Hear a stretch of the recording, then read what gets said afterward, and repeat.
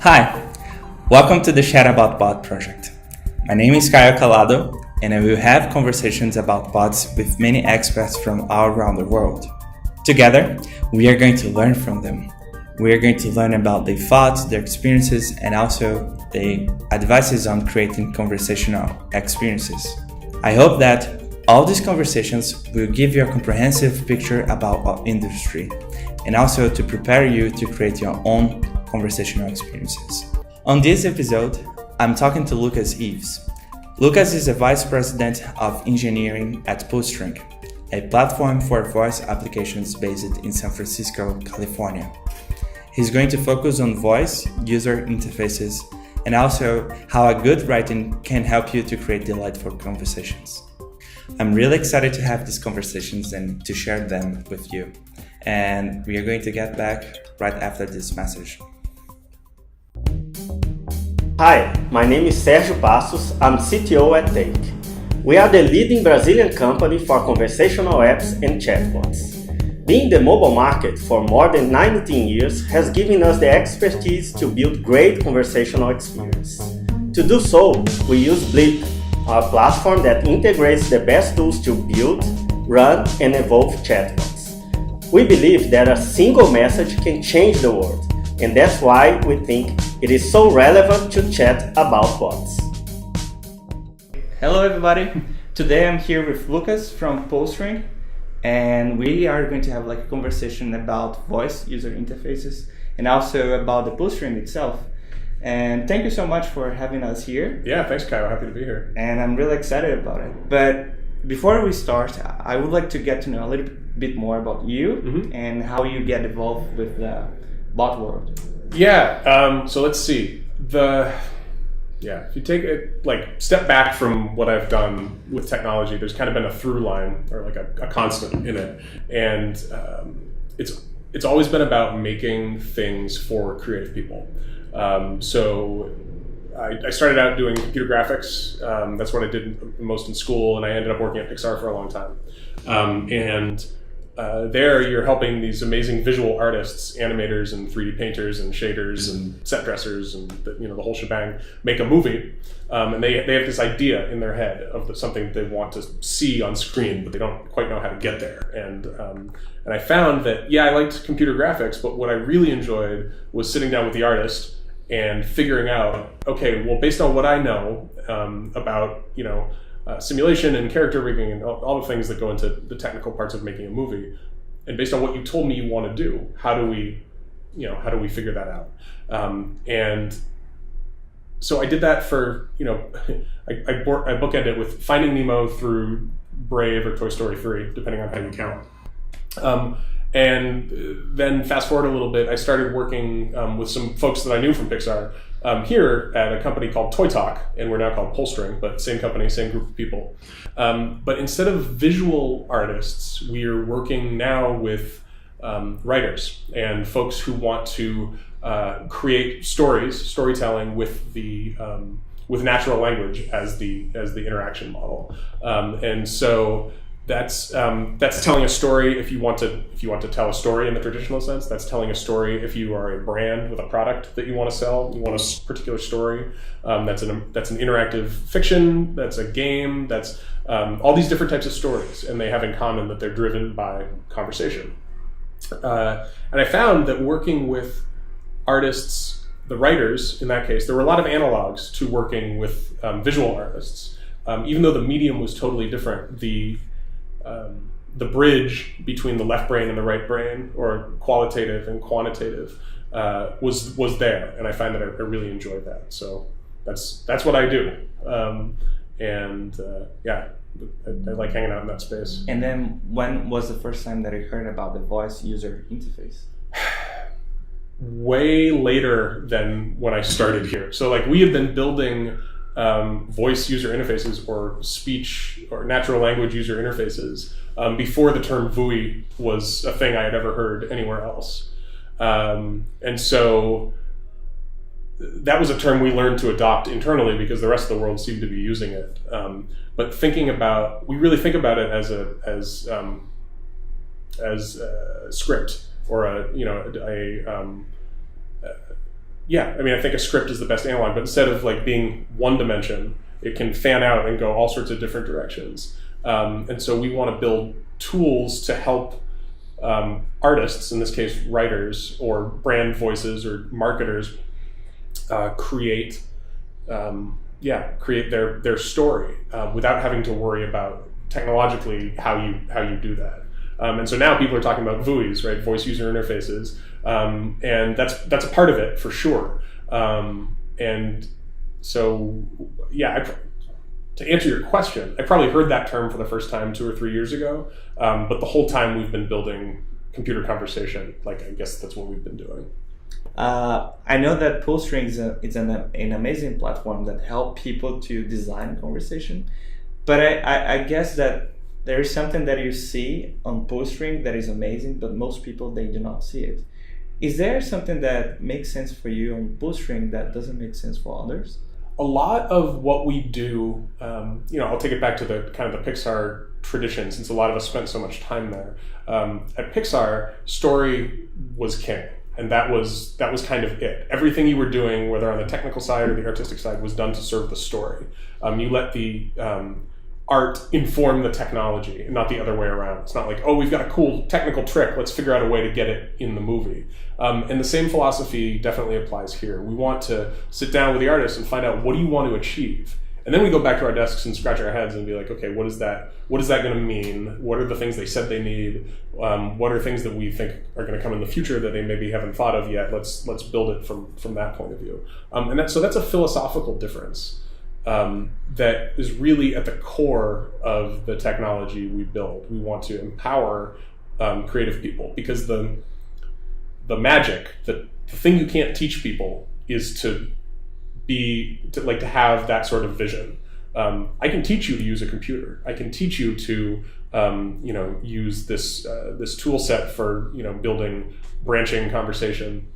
But I said this once in another talk I gave. Your developer and your writer probably are not the same person, or if they are, they shouldn't be, because those tend not to be the same skill set. Like those people tend not to be the same. So you should try to capture that lightning in a bottle, which is the writer and their ability to, and every time I say writer here, please know I'm talking about writers or brand voices or anybody who wants to create a computer conversational experience. But you want to empower them to do their thing, whatever their thing is, and not try to force them into a particular box. So can you tell me a long story in a short story, like what exactly Bullstring does to not only writers but also to developers? How can you help them? It's a lot of things. So we've built a bunch of different things.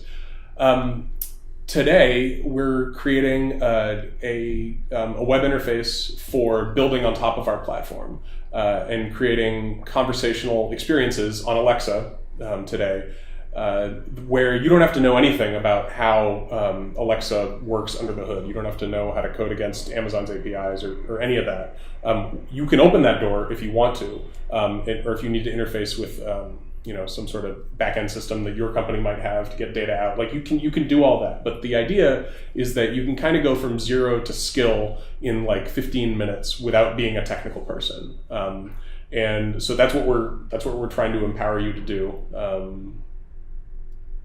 So I guess that's both the long and the short story. We also support various things we've built things in the past to allow folks to use, if they're building IoT devices, to connect to our conversation cloud. Products that we've built, like Hello Barbie with Mattel, uses that sort of functionality. I have seen one of them. Oh yeah. So that was, it's kind of like an Alexa, right? It is a very lightweight piece of hardware that has a Wi-Fi connection and a microphone, and then talks to our back-end cloud, where actually all the speech recognition and the kind of figuring out where you're coming from, where you were, all the state and everything lives there. The device itself is basically just a microphone and a Wi-Fi chip. So that's kind of the IoT space. And then we've built tools that are effectively like the Photoshop for conversation, where it's an incredibly powerful expert level tool where you can craft all sorts of different experiences. We've done things for a lot of AAA video game titles, big promotional experiences for big Hollywood movies, helper applications for big brands, that sort of thing. So it could do all those different things. Fully embellished audio situation, text to speech, chatbots on various platforms. So it was kind of everything to everybody sort of situation. All right. Since you just mentioned it, like chatbots, yeah, I would like to go from that point and start to talk a little bit more about bots itself. Do you have like a good definition for them? I mean, yes and no, because they can be so many different things, right? Yes. I think the thing that's core to a chatbot or a experience is your number one form of interaction is via language. Yep. There may be forms where you point and click at things or pick from a menu or whatever, but the thing that's different between a chatbot and something else is like a web page is you're interacting with language for the most part. And then you can get into the discussion of, well, do you have to have a character in order to be a chatbot? Do you have to be, have a particular attitude? Is it supposed to be a sentient thing, or is it just another interface to some technology? I don't know. I think you can make arguments either way. I prefer to keep it kind of open-ended and say, well, it can be whatever you need it to be for the particular application. Some people will say, well, is Alexa, are skills on Alexa, are those chatbots? It's like, well, kind of, in a way. But there's one character in that case, which is Alexa, right? There's her voice. And so, there are all sorts of discussions that folks have. Is Alexa an oracle? Meaning, is it just an all-knowing, is it the Wikipedia? It's just all the information is there? Or is Alexa a concierge, like a person who's going to help connect you to, or an agent, I guess, that's going to help connect you to the stuff you want to learn about. I don't know if Amazon has an opinion about that yet. I think they're still trying to figure that out. But I kind of see it as a form of chatbot. I like the way that you said, because there are so many different names for that. Each platform calls differently. Sure. Like Twitter is direct message. Mm-hmm. Facebook, it used to be messenger bots, and mm-hmm. now it is messenger experiences. Mm-hmm. Alexa, it is skills. Google Home is actions. Yep. For every platform is a different name. But for the user point of view, it's just like an application. It is something that I interact with. Mm-hmm. But most of the times, the companies and brands, they struggle to create like a good bot or a good experience for that. Do you have any thoughts about like how companies or brands should be thinking about to create these strategies and these experiences for clients? Yeah, I mean, well, if you're talking about the split between voice and visual text, it's completely different, right? If I'm trying to remember, if you tell me a list of things, once you get beyond the third thing, I'm going to have trouble remembering what the first thing was, right? Whereas if you show me a list on a piece of paper, I can look at it, I can go back up, I can, scan down it. That's one of the hardest things to do with a voice user interface, right? Is present the same amount of information without making it feel like too many things. Yeah, or like I don't know what you call them in Brazil, but we call them a phone tree in America, where it's like you call and it says, okay, press 1 for this, press 2 for this, press 3, and go through number 9, and you hear them all now, and then you say, oh, I think number 4 was the right one, but it wasn't. You really wanted 3, and then you have to go listen to it again. Like, people hate that experience, right? Everybody always just presses 0 to get to a person. And so that's a real problem. Like you definitely don't want to be mimicking the phone tree experience with the skill that you built. And so a lot of what we've done at PullString over the years, and not always on purpose, we just kind of stumbled across techniques for designing an experience that can still convey the same information, but doing it in a way that makes sense for voice. And I mean, we're not the only ones, obviously, thinking about this. Amazon and Google are thinking deeply about this. People are writing, Kathy Pearl is writing books on, designing, bot user interfaces, voice designing for voice. You can get a job now as a VUI designer. That's a job. That job didn't exist, 3 or 4 years ago. So people get that that's really important. That's the key to making this technology not just something you do once and it's like, oh, cool, it heard me, but like making it a daily, I don't want to say habit, but like, I'm going to do this thing via Alexa. It's actually easier than doing it, pulling out my phone and doing it, or going to my laptop and doing it. But it's a totally different interaction model. So you have to relearn what user experience is. Like these new fields, voice user experience, right? That's like, okay, we're going to try to figure out that problem. And it's much more complicated than I think people give it credit for when they start thinking that they're like, oh yeah, just tell them, they'll say it instead of read it. It's like, no, that's number one, that's wrong. And two, there's so much more you have to figure out. When it comes to design, a conversation itself is not something new, to be honest. No. It is a subject of study that has been around for forever. Everything is just like a conversation. We start to talk and interact with things as a conversation. But the thing is, with these new things and with these new mental models that we have, it's a new way to interact with things. So the way that we design, it's not like our everyday design, or actually it's not like designing an app or designing a book. I wonder if you can walk us through a little bit more about like these challenges. Yeah. Like when it comes to, I'm a designer as well, but like when it comes to design a conversational user experience, we have many things to look on that. We have the problem, we have the persona, we have the character that is going to be talking to someone. We even have the way that we say things, and that's too many things to look at. There's a lot. You should really, at some point, I think, sit down with, and in fact, I can give you contact information for a bunch of people, that this is what they would do day in and day out, is build these experiences, both voice and text, for us. It's interesting that you say, conversation is a very old thing, right? It's at least as old as civilization. What we found building this technology is the atoms or the building blocks of this technology that we've built have nothing to do with computers. They are concepts that have been present ever since people started thinking academically about what makes up a conversation, right? If you were a student in the 1800s taking an oratory class at a university, right, you would have had the same concepts of segue and rejoinder and interjection, and those are the building blocks of our system. And yeah, if you were to crack open the source code, that's what we're talking about. Those are the fundamental objects, because that's how, whether you think about it consciously or not, when we're interacting, that's how we're expressing ourselves. And there are all sorts of other nonverbal things that go on in a conversation that indicate, like you're doing right now. You're nodding at me saying, I know what you're talking about. And that gives me feedback that I'm going down a direction that makes sense. I don't have to clarify.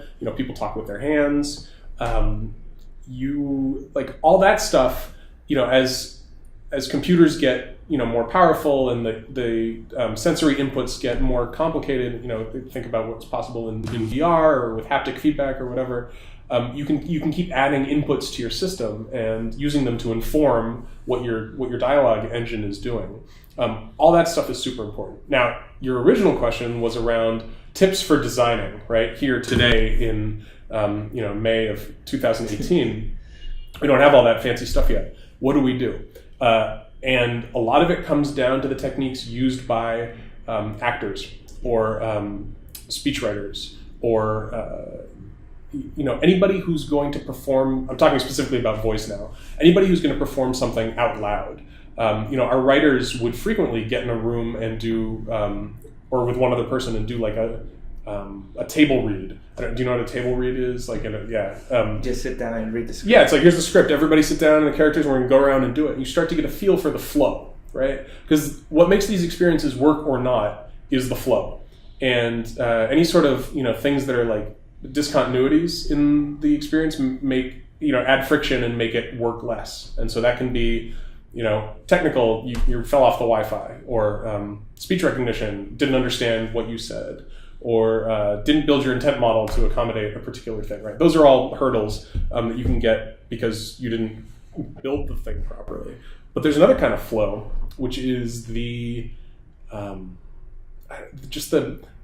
prosody, I think is the academic term for it, but the way the language feels and moves, and the way, you want to put emphasis on the right syllable, not emphasis on the right syllable, right? Like there's a difference there that makes it feel authentic. And you don't have to convince somebody that they're talking to a human. That's not the goal. But you don't want the conversation to be a sticking point, right? You want to have a free exchange of ideas. Sorry, you were going to say something. No, I was just about to add on the Google Duplex.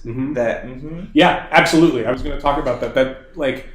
That's one of the things that sold it. That's why the person at the hair salon didn't stop to, hang up because they're talking to a machine, right? And that stuff's only going to get better and better. And you realize how much that matters in terms of just like lubricating a conversation, or just like facilitating that sort of flow. Obviously that was a demo. They weren't going to show us any of the times it went off the rails. But like everybody was blown away by that, and you get it immediately, right? You don't have to be a technologist to understand why that's cool, or why that would be helpful, or I would like to talk a little bit more about like what is cool. And I know that you guys have been working with like amazing brands and stuff.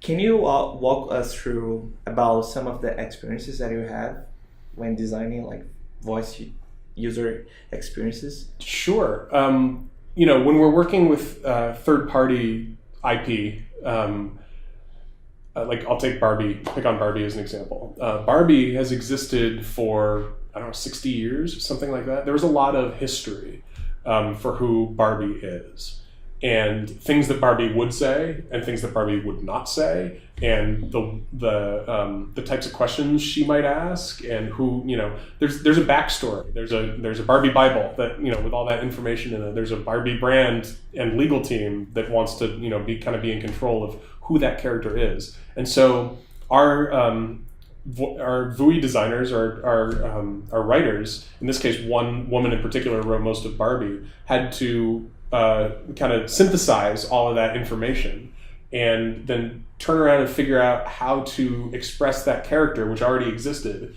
in a medium she'd never been in before. And that process, I think, is pretty similar anytime you're working with existing stories. You want to be true to the original intent of that character. There's a reason Barbie resonates with people. We did one with Amazon and the Grand Tour, which is the Top Gear kind of follow-on show that they did with Amazon.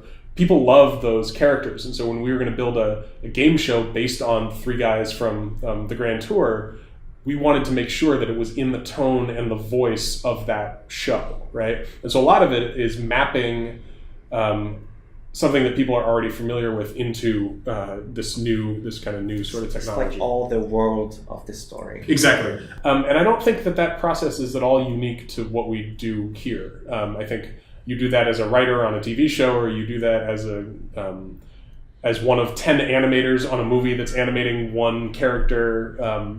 You have to learn how to perform as that character. And so we do the same thing with our voice user interaction design. So we talk a little bit about like a specific experience that you had with like a previous client, but how does Bullstring help clients today? Like, do you sit down, help them to create their own experiences, or you guys just like present the platform and that's it? Yes to both of those. So we have a couple of different models. It all is going to start with a conversation with us and finding out what you're trying to do. And some models are more self-service, where we point you at copious documentation and examples, and you take it and run with it. Sometimes there's a little bit of a middle ground where maybe you need some help with the technical integration with your back-end services, or you need our engineers to talk to your engineers to kind of facilitate that. And then there's a full-on like we will be a partner with you to build some experiences that, and we've done all those things. And it really depends on the thing that you're trying to build. So I feel like we talked a lot about you, PullString, Sure. the clients that you had, and we're about to finish. And I wonder if you have like any thoughts about AI, automation, bots, and even like voice user interfaces. Mm-hmm. They're coming. Yeah. They are here already. Yeah. And what do you think about the next 1, 5, and 10 years? Yeah, I mean, the space is exploding. Every now and then they tease at some numbers of how many Amazon Alexa devices are in United States households, right? They're constantly lighting up new regions in the world. India coming online is a huge thing. And they're not the only player in the game. Google, if paying attention to I/O this past week, is going hard into this space. Microsoft is going hard into this space. Apple is dipping their toe in the water. Like these are giant multinational, multi-billion-dollar companies placing big bets on voice computing. And I think the main reason for it is technology is good enough for purpose is the kind of the thing I always say. At this point, speech recognition, we kind of know how to do it. And once we've collected enough data, we'll be able to do it for every language, for every age, every gender, every accent, whatever. Like that it'll just work. And it's already very good in certain domains, and it's only going to get better, right? A lot of times when people think about AI, they think about like AI that's indistinguishable from humans or super intelligent AI. And maybe we'll get there someday. I don't know. I've heard some very smart people make arguments that we will never get to that. That's kind of a religious discussion. But where we're seeing huge advances right now is this kind of narrow domain AI. Classifiers, things that are very targeted at one particular thing. Like I don't know if you watch the show Silicon Valley, but the like not hot dog app, right? Like that's a pretty good example of like this thing's only purpose in life is to decide whether or not something is a hot dog or not. It does a really good job of it. That's kind of a pithy example, but like facial detection, noticing if your friends are in a photo and asking if you want to tag them on Facebook or something, right? That's all deep learning kind of AI in action, and it's pretty like it's not really exposed to you. It's just exposed in the sense of like, oh, it noticed something cool, right? That type of thing is just accelerating. I think it's easy now to imagine that in a couple of years, you'll walk by your refrigerator and your refrigerator will say, hey, Kyle, your milk's about to go bad. Do you want me to order some more? And you say, okay, thanks. And it says, okay, it'll be here tomorrow, right? That sort of situation of saving you from drinking sour milk and going to the store, like, I think is hugely appealing to people. And there are all sorts of interesting things that come along with it, privacy concerns and ethical concerns, and like a lot of interesting stuff to be figured out. But the amount of power that you and I all carry around in our pocket, and the fact that this is connected to, directly to the internet as a video camera, a microphone, talks to satellites to get GPS signals, like that's unbelievable. But think of the things we do today that people 50 years ago would have thought were magic, and the things that they were doing that people 50 years before them would have thought were magic. I think that's one of the cool things, to get a little corny. That's cool. One of the great things about humans, like we are constantly like, we figure something out and then we're like, okay, what can we do with this? And you get to some place that you can't even imagine. But something else I'll say is that things that are coming now, AR, VR, things that are kind of on the horizon for being everywhere, when you're in those experiences, I'll say it differently. The way you want to interact is with language. So it's like a natural. Yeah, it takes you out of the experience to be like holding a keyboard and a mouse while you're like in VR and trying to experience some other situation. So the idea that we're going to be interacting with a lot of technology with our voice, I think is it's super obvious that can make a lot of sense in a lot of situations, and so it's exciting to just kind of be at the forefront of that now as we push it forward, because we don't exactly know what the what those technologies are going to be, or what the types of experiences that are going to make the most sense today versus tomorrow versus 5 years from now. But yeah, it's an exciting space to work in for sure. All right. So I think this is all. Thank you so much for having us here. Yeah, absolutely. I'm excited to hear more about Bullstring, and I hope you guys have enjoyed. Yeah, cool. Thanks very much. Okay. See you later. Yeah. Bye-bye. Hey, you made it to the end. Congratulations. Thank you so much for listening to this episode. I really hope that you like it and also that you learn it a lot. If you have any questions about the topic that we discussed, please write us a comment and also find us on Twitter. Just look for @chatbots. I hope to see you next week with a new guest where we are going to chat about bots.